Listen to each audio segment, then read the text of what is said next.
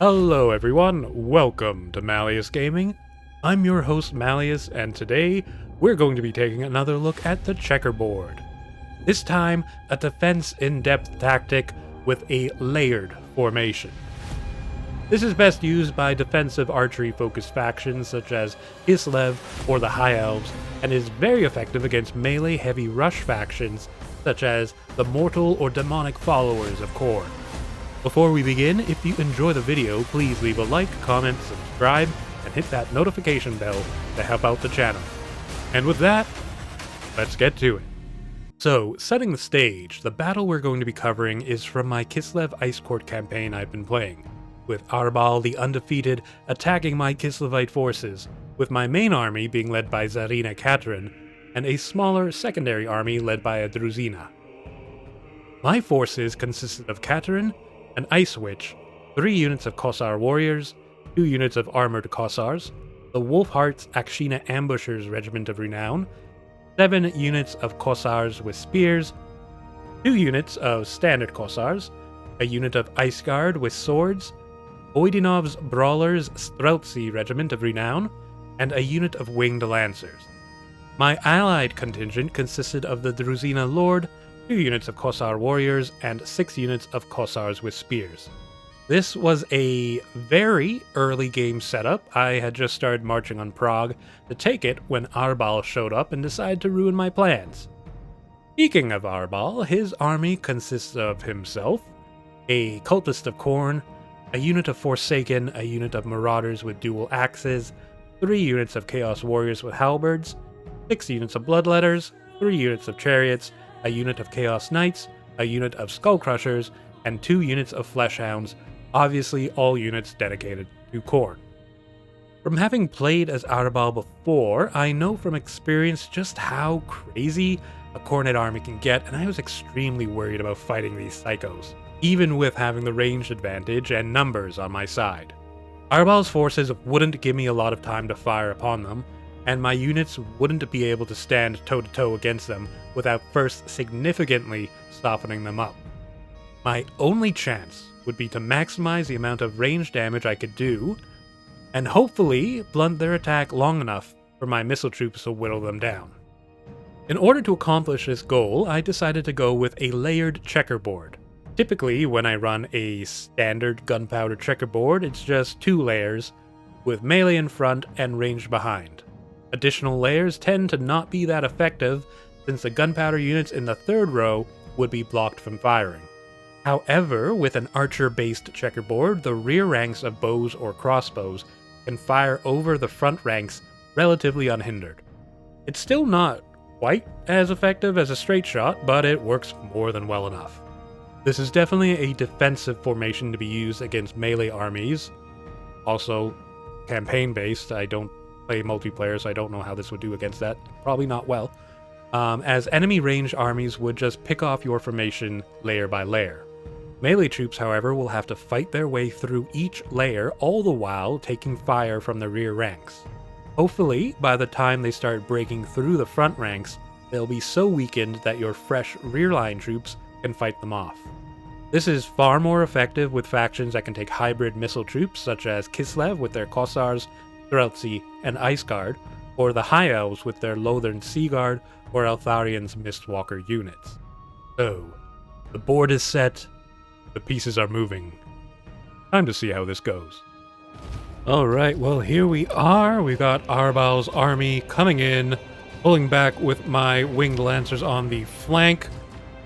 As you can see, I've got my layered checkerboard set up here, partially on this hill. I'm holding back, waiting for my reinforcements to come in.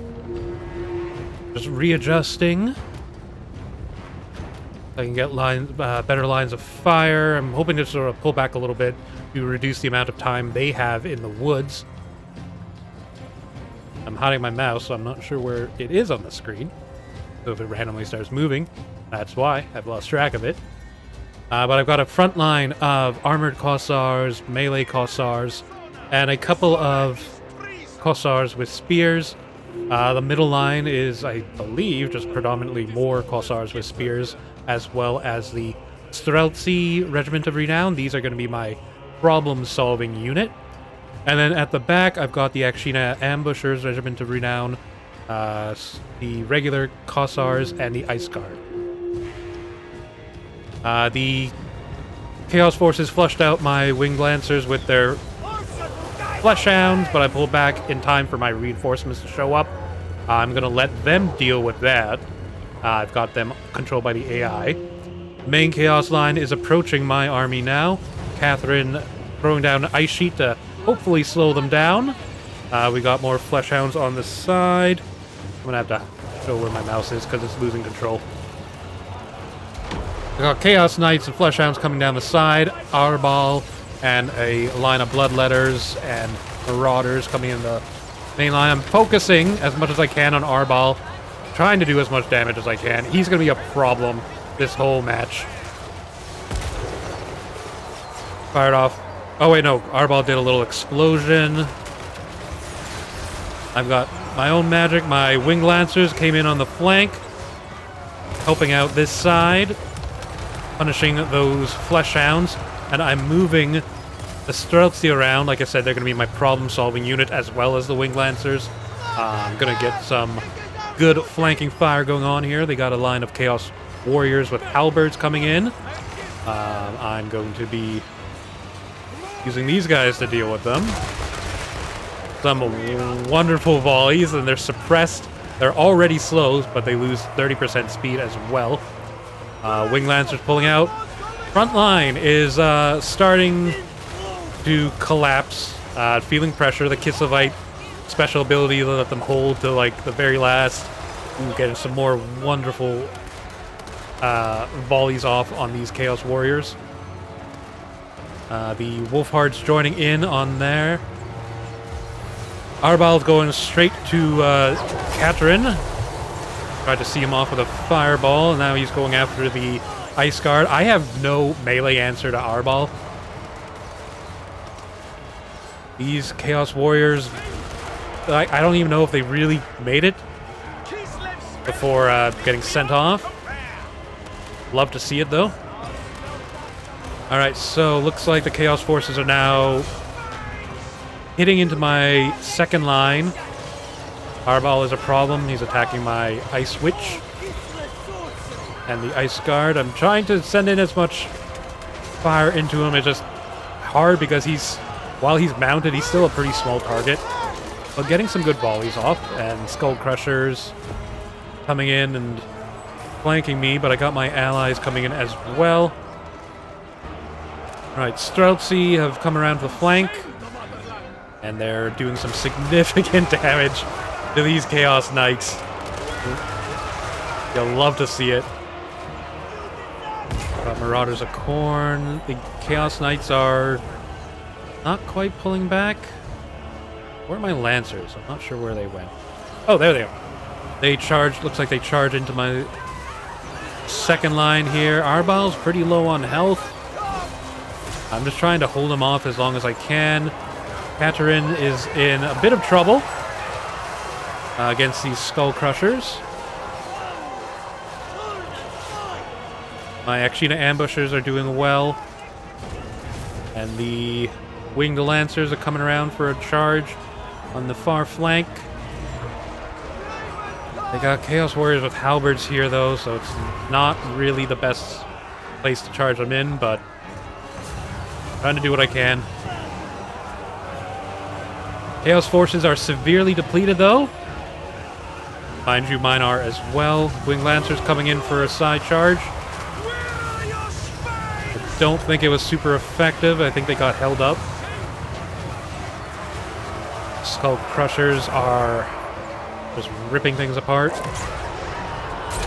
Another fireball from Katarin. I had a magic item on her that gave her that. Going into Arbaal. Armored Kossars opening fire. We got the Streltsy trying to get them lined up. Get some good volleys off.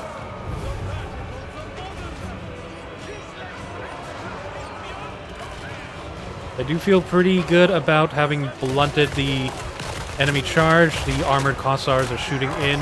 They're on defensive mode, so they're fighting and shooting at the same time.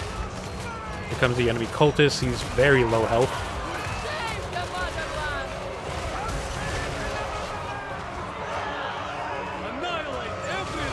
Arbaal is doing a heck of a lot of damage to me. Did a little explosion thing again. The Skull Crushers are pretty low health. I mean, so is Arbaal.